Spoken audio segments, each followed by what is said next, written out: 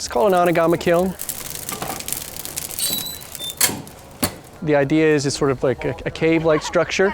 We got this kiln built to facilitate ceramics in the community here at Blue Ridge. It uses wood for a fuel, and the primary importance of using wood for a fuel is the way the pots look. It's a natural way to fire a kiln rather than using electricity or gas. So you get different glaze effects, you get different surface effects. It relies on the wood ash and the smoke flying through the kiln to do the kind of painting of the pots. You have no clue what the pots are going to look like, especially considering the way we loaded the kiln.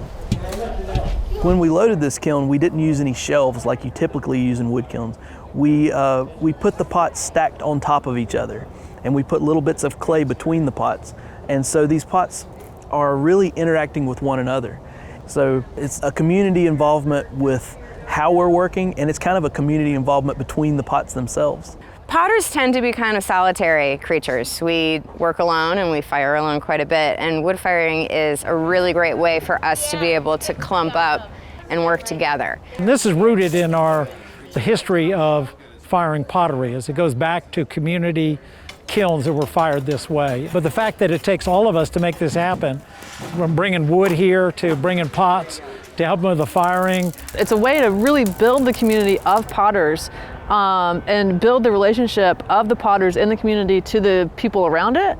The pots are not really as much of an individual effort as a big group effort. And you see the people that are behind me working, everybody's putting their entire energy into the way that these pots are going to be. So we're looking for about 2,350 degrees thereabout. When it's cool enough, which is under 200 degrees, we'll open up the lid and we'll see what happened. I can't wait to see what they look like. How's it look? Every time you put a pot in the kiln, you never really know what's going to happen.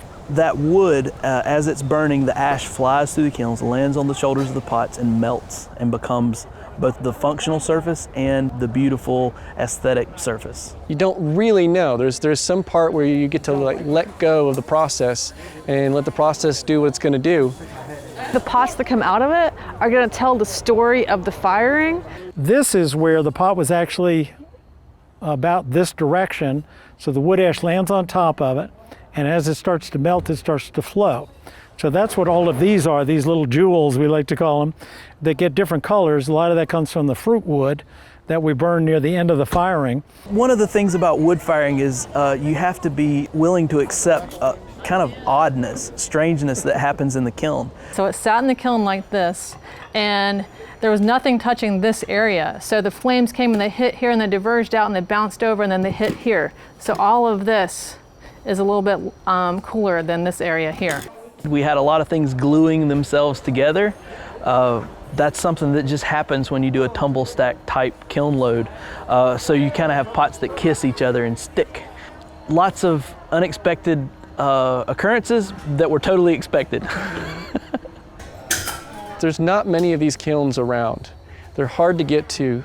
So what we've kind of done is put a moment, a place that local potters and artists and students can come here and try out a process that typically no one would have a chance to do. It really brings it back to the roots of the community and the roots of how pottery developed.